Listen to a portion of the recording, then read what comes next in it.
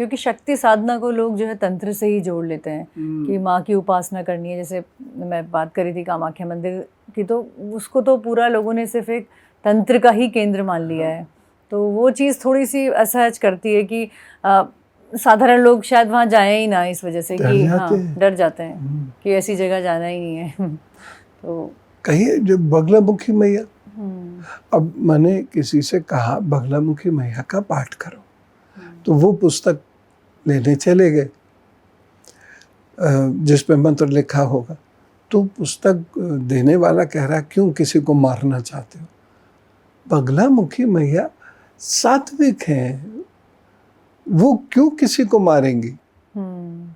वह केवल आप जिनको शत्रु मानते हो, लेकिन आप ठीक हो, दोनों कंडीशंस हैं। शत्रु जो है वो है, और दूसरा आप भी ठीक होने चाहिए, कहीं ऐसा ना हो गलती हम किए बैठे हैं। तो माँ स्तंभित करेंगी, उनकी जीभ हकीलेंगी, उनकी बुद्धि का विनाश करेंगी जो मेरे लिए बुरा सोच रही, लेकिन वो उनको मारेंगी नहीं। शत्रु नहीं मरेगा, शत्रुता मरेगी। तो माँ सात्विक है।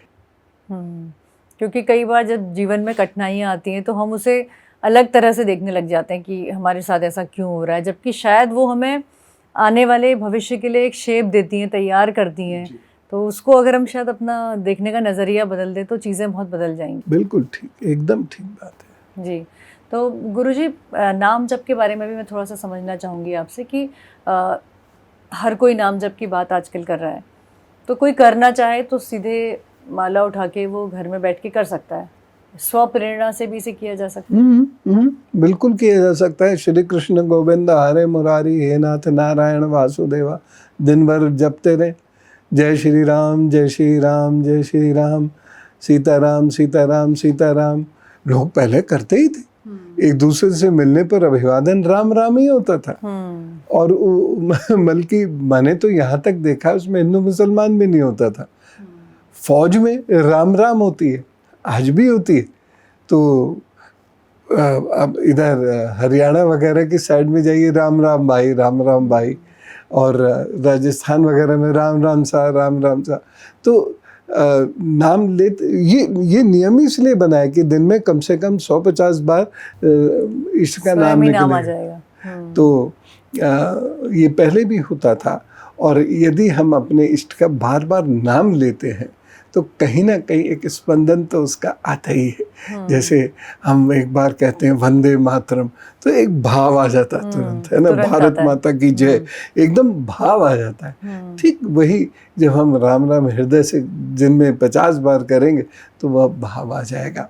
इसलिए नाम जप आप कहीं भी कर सकते हैं, बिना किसी ट्रेनिंग के कर सकते हैं, बिना किसी से नाम लिए कर सकते हैं।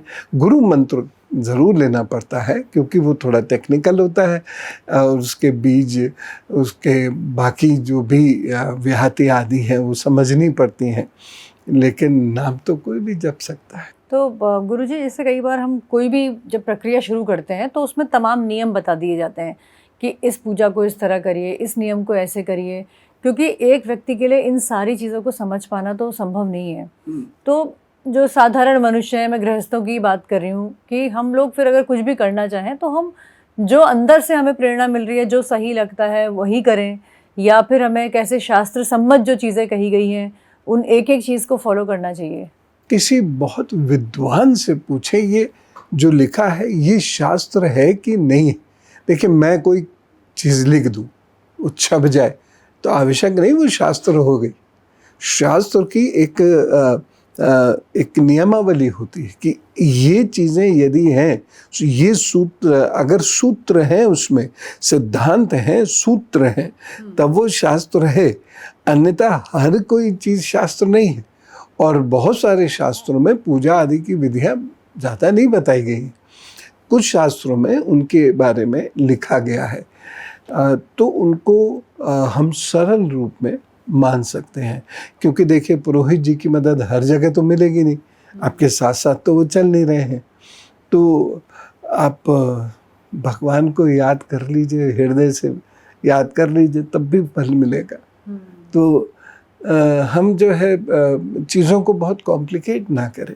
भगवान जितने सहज सरल हैं, भक्त को भी उतना सहज सरल होना पड़ेगा, तब जाके देखिए श्री कृष्ण ने कितनी बार छोड़ा शिशुपाल को, 99 बार के बाद वॉर्न करते हैं।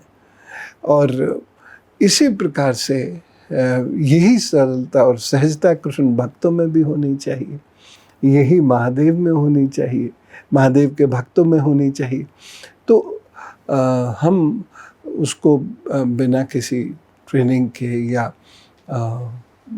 शास्त्र के जाने बिना भी हम उसको नाम तो ले ही सकते हैं, किसी का भी नाम ले सकते हैं। राधे राधे कहना चाहे वो कहिए, कृष्ण कृष्ण कहना चाहे वो कहिए, बजरंगबली कहना चाहे वो कहिए, जो लगता है ये मुझे इनसे प्यार है, उनका नाम लीजिए, दिन भर लीजिए। जी, हर किसी को भगवान का एक स्वरूप ज़्यादा पसंद आता है, तो जो स्वरूप अच्छा लगे वो नाम हम ले सकते हैं। जी जी।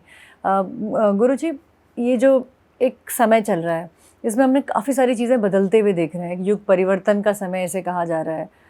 इसके बारे में थोड़ा सा बताइए, क्योंकि टेक्नोलॉजी इतनी हावी हो रही है, एआई आ चुका है, और ये टेक्नोलॉजी कहीं ना कहीं राहु को दिखाती है। तो थोड़ा सा आप, क्योंकि इतने अच्छे एस्ट्रोलॉजर हैं, तो थोड़ा सा मैं चाहती हूँ कि उस पॉइंट ऑफ व्यू से भी हमें चीज़ों को समझाइए। देखिए, इस समय में शनि और बृहस्पति का रोल बड़ा महत्वपूर्ण है। अब बृहस्पति अतिचारी, यानी उसकी स्पीड तेज है, और कोई भी ग्रह जब अतिचारी होता है तो वो नुकसान करता है। बृहस्पति भी इस वक्त नुकसान कर रहा है। तो जो राहु शनि का जो कंट्रोलिंग फैक्टर था, वो स्वयं इस वक्त अतिचारी हो गया, उसकी स्पीड अधिक है, तो ये नुकसान करेगा। कैसा नुकसान करेगा? क्लाइमेट में चेंज, फसलों में चेंज। फसल तो दिख रही है आपको, लेकिन फसल की ताकत नहीं है, ठीक है। और उसके अलावा मनुष्य में आउटरेज, गुस्सा, छोटी छोटी सी बात पर उसको क्रोध आएगा, डरेगा, छोटी छोटी बात पे एंग्जाइटी बढ़ेगी। आप देखिएगा मानसिक रोग भी बहुत तेज़ी से बढ़ेंगे इसीलिए। और मनुष्य के नियत से ही बड़े बड़े युद्ध होते हैं। दो देश थोड़ी लड़ गए, नेता लड़े, नेता की ईगो है, या स्ट्रेटेजिस्ट जो हैं उस देश के, उनकी अपनी ईगो है, उसकी वजह से युद्ध होते हैं।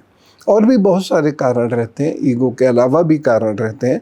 सांस्कृतिक कारण होता है, जैसे धर्म कहते हैं जोड़ता है, लेकिन दुनिया में शायद सबसे ज़्यादा युद्ध धर्म से ही, धार्मिक वजह से हुए हैं। तो इन सारी चीज़ों का प्रभाव अभी बढ़ेगा, तो युद्ध इतनी आसानी से ख़त्म नहीं होगा। मैंने कई जगह इस बात को कहा भी था कि जो युद्ध अभी शुरू हुआ है ईरान वाला, ये इतनी आसानी से नहीं थमेगा जैसे सोचा जा रहा था 10-15 दिन में ख़त्म हो जाएगा। मैंने कहा 8 महीने से पहले, ये यानी अगस्त से पहले ये ख़त्म नहीं होगा। तो अभी ख़त्म हो चुका है क्या युद्ध? बिल्कुल नहीं, बिल्कुल नहीं। और अगस्त के बाद ये जो है, जो युद्ध है, ये सीधे नहीं होगा। अगस्त के बाद ये लो कॉस्ट वॉर में कन्वर्ट हो जाएगा, यानी टेररिज्म में। तो भारत को भी सावधान रहने की आवश्यकता है, अमेरिका को भी सावधान रहने की आवश्यकता है, इजराइल को भी सावधान रहने की आवश्यकता है। इसीलिए इजराइल ने कहा कि हम इन देशों से अपनी फ़ौजें नहीं हटाएंगे, लेबनान से, सीरिया से अपनी फ़ौजें, क्योंकि इजराइल को पता है कि अगर उसने फ़ौज हटा ली तो यहाँ पर जो आतंकवाद है उसकी ट्रेनिंग शुरू हो जाएगी, और वो आतंकवादी फिर हमारे देश में आके ब्लास्ट करेंगे, मारेंगे लोगों को। और अमेरिका को भी इसकी समझ है, क्योंकि लादेन का वो समय देख चुका है। तो भारत को भी, क्योंकि इधर पाकिस्तान थोड़ा सा उठेगा, जैसी पाकिस्तान की इकोनॉमी बेहतर होगी वो कश्मीर पर हमला करेगा, और यह कश्मीर के अलावा भी जो डराने के लिए, भारत की इकोनॉमी को रोकने के लिए, वो दूसरी जगह भी टेररिस्ट एक्टिविटीज़ करेगा।